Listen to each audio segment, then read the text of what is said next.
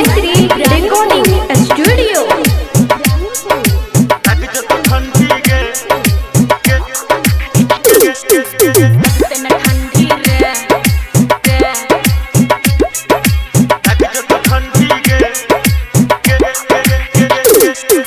लग जो तो ठंडी के अच्छा लग जो तो ठंडी के जो लग जो तो ठंडी के लग जो तो ठंडी के भोरे भोरे चापा कल माजन हंडी के।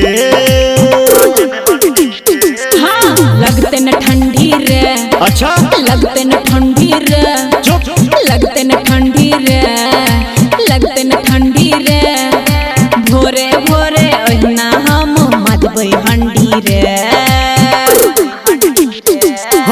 लग जो तो ठंडी के लग जो तो ठंडी के लगते न ठंडी रे। लगते न ठंडी रे। अभी आप सुन रहे हैं सावरिया म्यूजिक। लगते न ठंडी रे। स्वेटर तोहर भीजल छ पूरा ठरल पानी से। डर लगैया हमरा के छौरी तोरा नदानी से।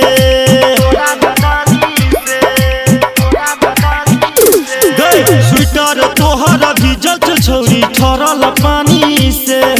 डर लगैया हमरा के छौरी तोहर नदानी से। करबो ने डरबो ने छर तोरा फुटानी से। लग जो तो ठंडी के लग जो तो ठंडी के। हाँ लगते न ठंडी रे। लगते न ठंडी रे। माँ गायत्री रिकॉर्डिंग स्टूडियो। लगते न ठंडी रे। उगते ई रौदा कहिया होतै बा केहन समैया छै। छौरी के जारो में लागे छै केहन एकर मैया छै।